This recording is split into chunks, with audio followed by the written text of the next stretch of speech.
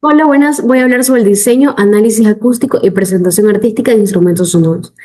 Nosotros elegimos la modalidad A, que es instrumento físico, y en este caso construimos desde cero una flauta temperada tipo quena.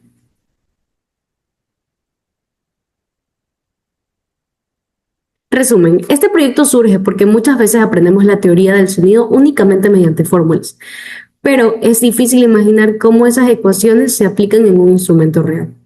Por eso decidimos construir una flauta tipo quena y utilizarla como un laboratorio acústico. De esta manera pudimos observar fenómenos como la resonancia, la formación de armónicos y el comportamiento de las ondas estacionarias dentro del tubo.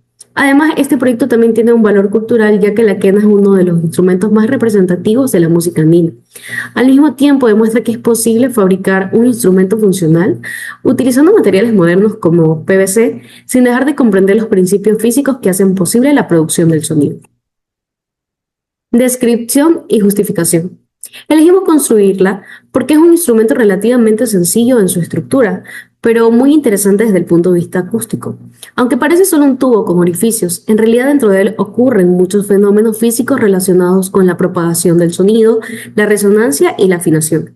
Además, fabricar el instrumento nos permitió comprender cómo pequeños cambios en el diámetro del tubo, en la longitud o en la ubicación de los orificios modifican completamente la frecuencia de cada nota y el color de cada sonido. Es decir, no solo construimos un instrumento, sino que entendimos científicamente por qué suena como suena. Objetivos. Objetivo general. Nuestro objetivo general fue investigar, diseñar, construir y analizar acústicamente, relacionando todos los principios físicos y matemáticos del sonido con aplicaciones reales dentro de la producción musical y el análisis espectral. Objetivos específicos. Para lograr ese objetivo general, primero estudiamos conceptos como la resonancia, la velocidad del sonido, el timbre y las escalas musicales. Después utilizamos programas especializados para medir la forma de onda, analizar el espectro de frecuencias y comprobar la afinación en set. Finalmente, calculamos la longitud del tubo, la ubicación correcta de los orificios y aplicamos las correcciones necesarias para construirla lo más afinada posible, documentando todo el proceso de construcción. Marco histórico. Los instrumentos de viento son algunos de los instrumentos musicales más antiguos que existen. Se han encontrado flautas hechas de hueso con una antigüedad de aproximadamente de 43.000 años, lo que demuestra que desde la prehistoria el ser humano ya experimentaba con la producción del sonido. Con el paso del tiempo, estos instrumentos evolucionaron en distintas culturas. En la región andina apareció la quena, que se convirtió en uno de los instrumentos más representativos de la música tradicional. Actualmente la quena mantiene prácticamente el mismo principio de funcionamiento que hace cientos de años, aunque hoy puede construirse con distintos materiales y adaptarse a sistemas modernos de afinación como el estándar A440. El sonido y la ecuación de onda. Para entender cómo funciona la quena, primero debemos comprender qué es el sonido. El sonido es una onda mecánica longitudinal, lo que significa que necesita un medio como el aire para propagarse. Cuando soplamos la flauta tipo quena, hacemos vibrar la columna de aire que está dentro del tubo y esa vibración viaja mediante zonas de compresión y rarefacción. Existen varios parámetros importantes. La frecuencia determina qué tan grave o agudo escuchamos un sonido. La amplitud está relacionada con la intensidad o volumen, la longitud de onda representa la distancia que ocupa un ciclo completo de la onda y el periodo es el tiempo que tarda en realizar una vibración completa. Todos estos parámetros trabajan juntos para producir las diferentes notas musicales que escuchamos cuando tocamos el instrumento. Propagación y parámetros. La velocidad con la que viaja el sonido en el aire depende principalmente de la temperatura. En condiciones normales, a 20 grados Celsius, el sonido viaja aproximadamente a 343 metros por segundo. Sin embargo, si la temperatura aumenta, las moléculas del aire se mueven más rápido y el sonido también se propaga con mayor velocidad. Eso afecta directamente la afinación del instrumento, porque una pequeña variación en la velocidad del sonido también modifica ligeramente la frecuencia. Por eso, un mismo instrumento puede sonar un poco diferente dependiendo del clima o de la temperatura del ambiente. Resonancia en tubos sonoros. La quena tipo flauta con un tubo abierto por ambos extremos. Cuando sopla correctamente, el aire comienza a vibrar dentro del tubo y se forman ondas estacionarias. Estas ondas producen un fenómeno conocido como resonancia, que ocurre cuando ciertas frecuencias se amplifican naturalmente dentro del instrumento. La frecuencia más baja corresponde a la nota fundamental y, junto con ella, aparecen otras frecuencias llamadas armónicos.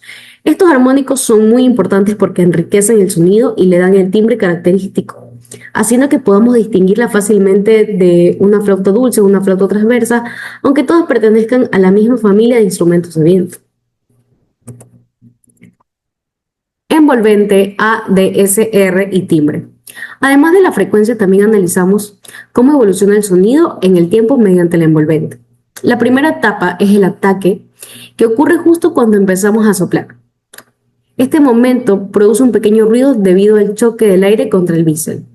Después aparece el decay y el sustain, donde el sonido se estabiliza y comienzan a escucharse claramente los armónicos que le dan ese carácter cálido y dulce tan característico del instrumento. Finalmente encontramos el release, que ocurre cuando dejamos de soplar y el sonido desaparece rápidamente. Analizar este envolvente nos permite entender mejor por qué tiene una personalidad sonora diferente a otros instrumentos de viento. Criterios físicos y psicoacústica. Finalmente, para comprobar la precisión de la afinación utilizamos los cents, que son una unidad de medida muy pequeña utilizada para comparar diferencias entre frecuencias.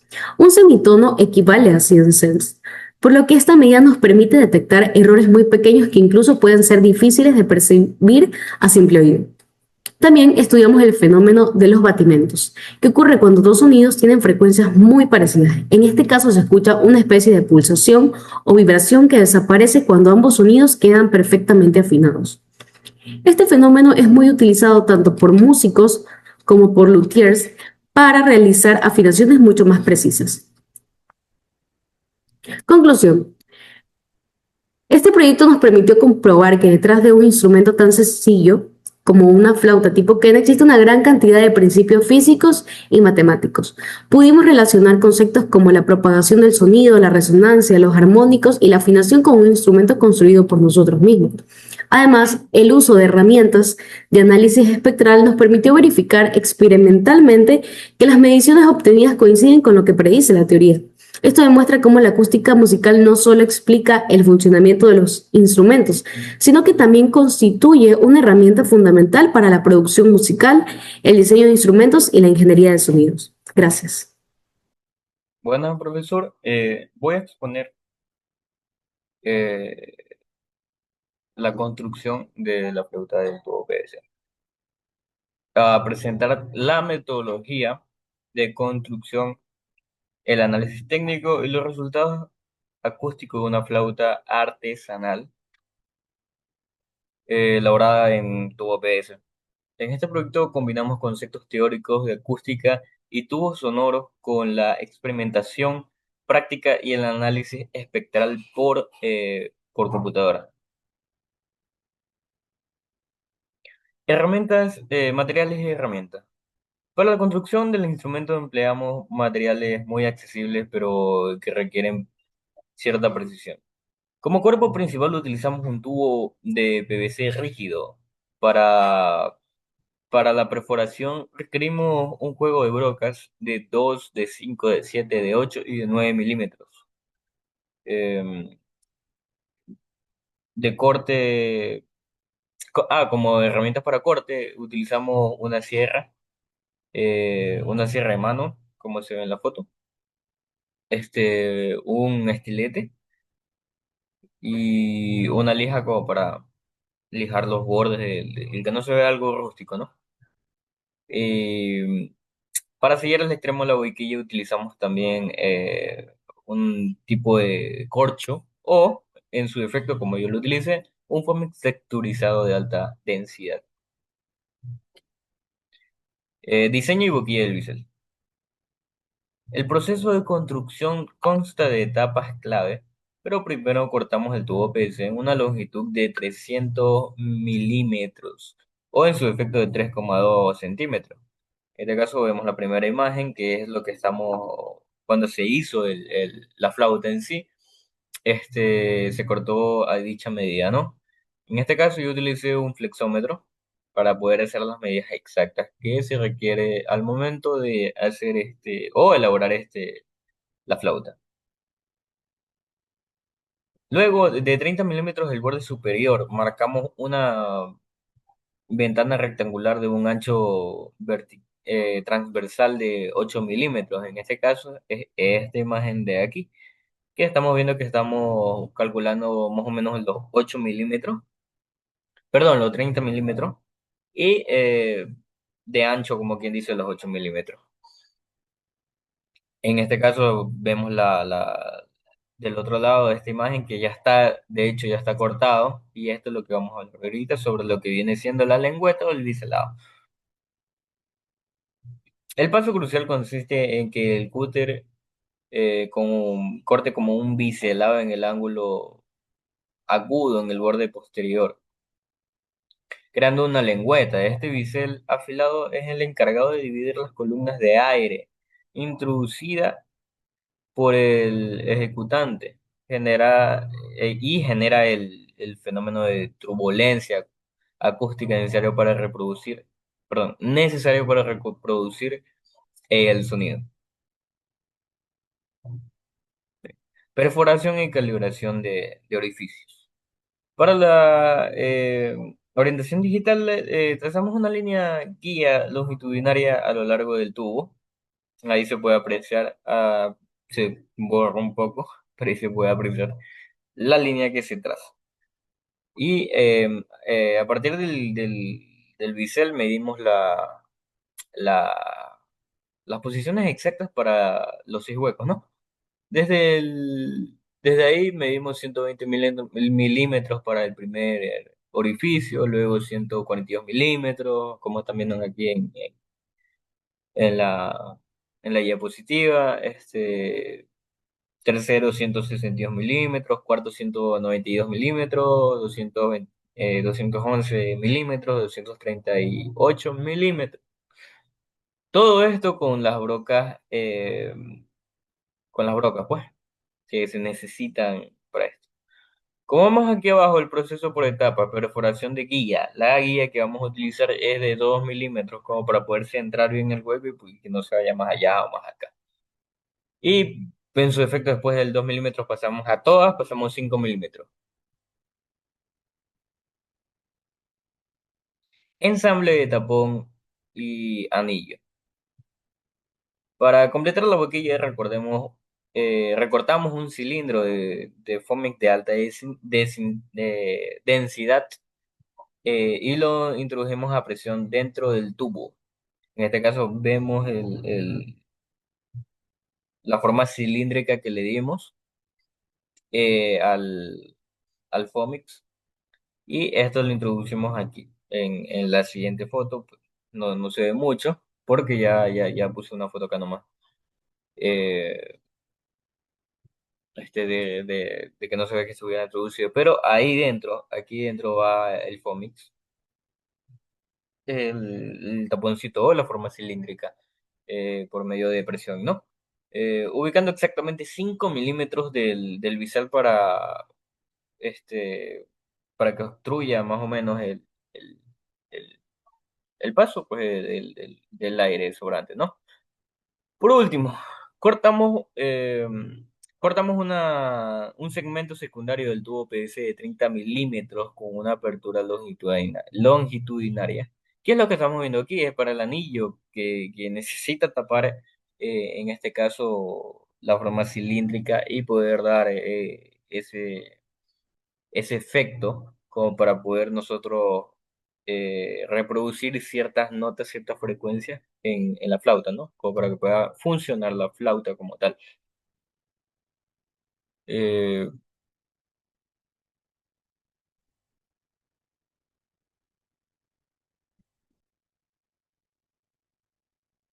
Bien, colocámonos en el otro extremo superior del anillo canalizador. Con este culminamos el ensamble del instrumento físico. En este caso, vemos aquí que ya está puesto aquí, que se puede ver ahí. Déjame hacer un poquito de zoom. Vemos que aquí están los 5 milímetros que hay que dejar, han dicho, para que pueda haber sonido, ¿no? Aquí vemos la lengüeta que estamos hablando, que se hace, o el biselado ahí, que se hace como para poder generar este efecto acústico, ¿no? Eh, ya ensamblado el pequeño anillo está aquí arriba tapando dicho momento, ¿no? Ahí tenemos la flauta ya finalizado, el instrumento finalizado. Ahora vamos a resultados acústicos y mediciones digitales. Pasando a la segunda fase del trabajo, sometimos a la flauta a pruebas de audio para evaluar su respuesta espectral, frecuencia fundamental, los armónicos, afinación precisa, sense de semitono, tomando como referencia un do 6. Forma de la onda y espectrograma. Analizando la señal grabada en el software informativo como lo es Audacity. En este caso yo lo utilicé el programa de Audacity, que es lo que más he podido trabajar.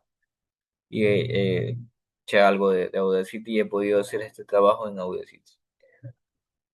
Observamos en la forma de la onda un envolvente que continúa con pequeñas fluctuaciones al inicio, asociadas a la transición del soplo manual.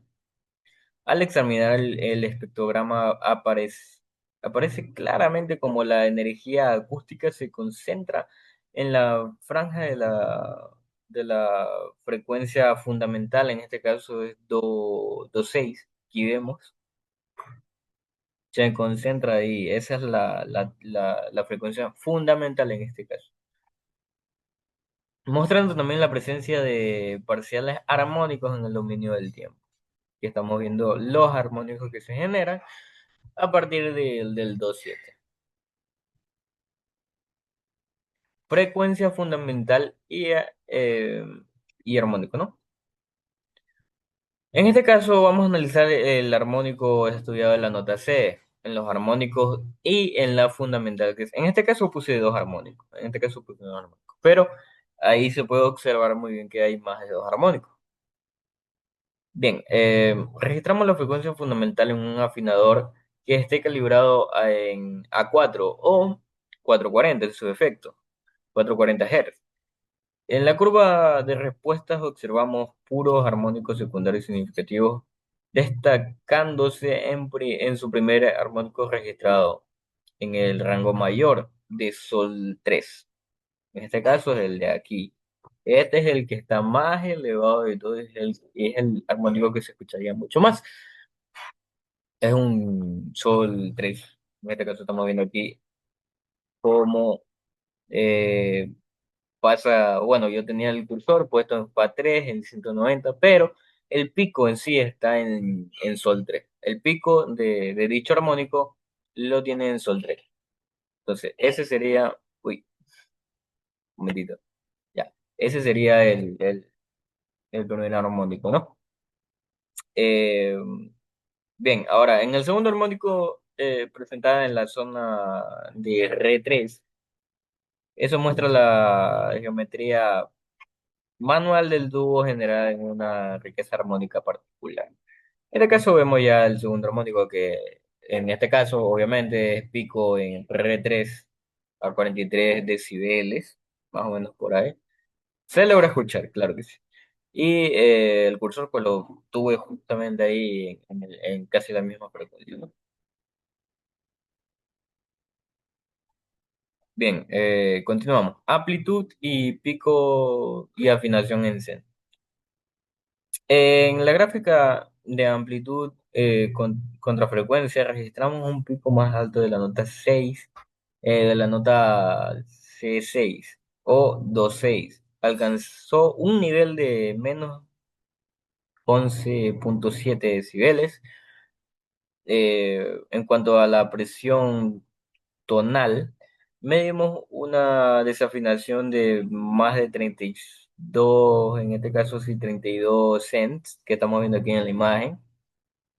En esta imagen vemos como casi llega ya al 12. En este caso creo yo que ya llegó al 12, pero pero, en el momento me había llegado 11.7. Entonces, bien. En esa es la diferencia o desafinación. Se debe principalmente a la variedad en la presión del aire aplicada manualmente al soplar y al diámetro artesanal de los agujeros. Cabe recalcar que por más que se hizo milimétricamente o siguiendo los pasos y midiendo como debe ser, hay cierta desafinación. Hay cierta desafinación y eso también se debe al soplo, a la flauta, a los materiales. Entonces, uno tiene que soplar y llegar a la nota que es. Entonces, puede estar afinado, pero hay que hacerlo, hay que, ¿cómo se diría? Habría que soplar bien, bien, bien. Cabe recalcar que tampoco uno es flautista, ¿no? Bien, pasamos en la siguiente. Comparativa teórica versus la práctica. Ahora, al comparar los resultados de la teoría acústica, encontramos las diferencias notables. Teóricamente, en un tubo sonoro afinado bajo la norma estándar, cada nota debería mantener frecuencias matemáticamente exactas. En la práctica real, los cortes hechos a mano, las intersecciones de los materiales plásticos, la fricción interna, independientemente de la acústica, siendo que en notas graves el instrumento se desafina unos 35 oncenos, por debajo de la afinación teórica. Bien, en la escucha crítica aplicada. En la escucha crítica apreciamos un sonido dulce y nítido, similar a una flauta dulce convencional, aunque se percibe un pequeño soplo o turbulencia previa en el ataque de la nota.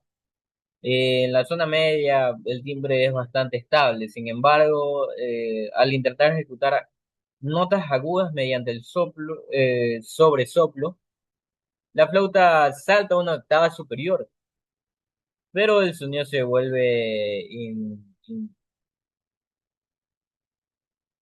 se vuelve estridente, algo feo. Al no contar con un orificio portavoz trasero, como las flautas profesionales que sí lo tienen, se requiere mayor presión de aire, incrementando el ruido de fondo. Posibilidades musicales y conclusión. Pese a las limitaciones de un acabado artesanal, el instrumento sorprende grandemente a sus posibilidades interpretativas. Mediante la técnica del sobresoplo, es capaz de abarcar una octava y media, equivalente a más o menos unas 12 notas utilizables. Pero esto permite interpretar melodías y temas folclóricos sencillos en en tonalidades como do mayor, logrando efectos expresivos como glissando, vibrato, eh, levemente alzando o rozando los orificios.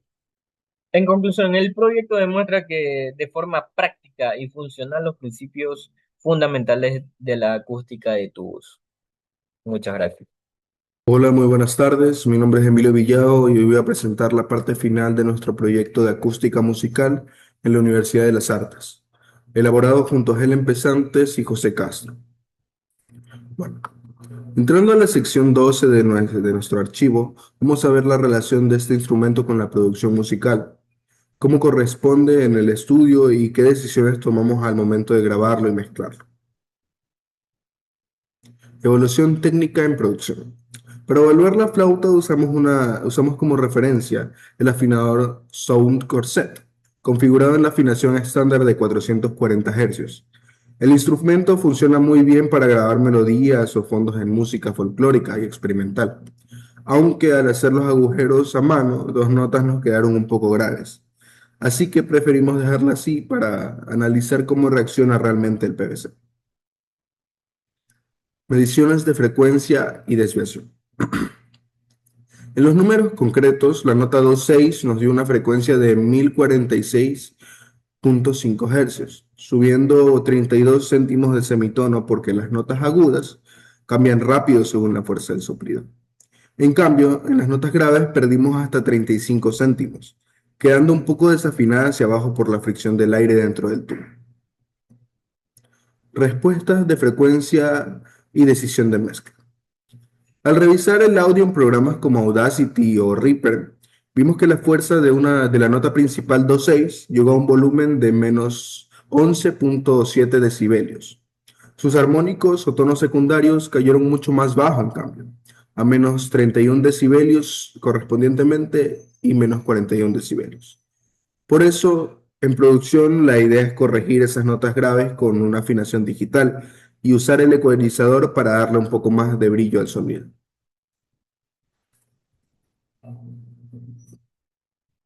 A continuación pasamos a la sección 13, conclusiones, donde resumimos lo más importante de lo que aprendimos en este experimento, en el archivo correspondiente. Conclusiones definitivas del prototipo. En resumen, primero logramos hacer una flauta funcional de casi octava y media, comprobando que la posición y el tamaño de los huecos definen la nota.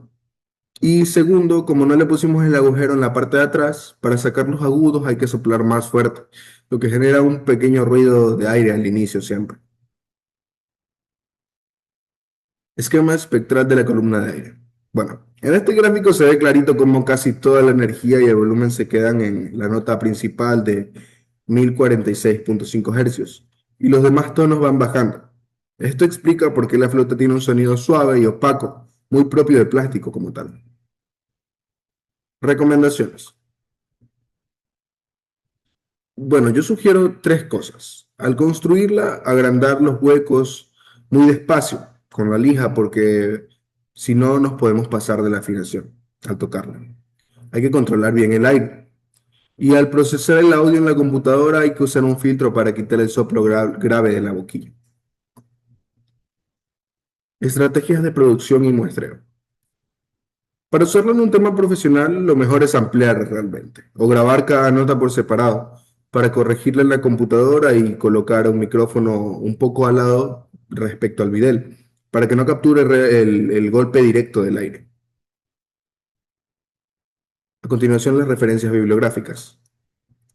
Bueno, nosotros basamos nuestro trabajo en textos y guías sobre la acústica, el análisis del sonido y construcción de flautas de fuentes como Science Direct Instructables, perdón. Bueno, en conclusión, este proyecto nos enseña que entender la acústica nos ayuda a construir mejores instrumentos y tomar decisiones inteligentes en el estudio de la grabación. Muchas gracias.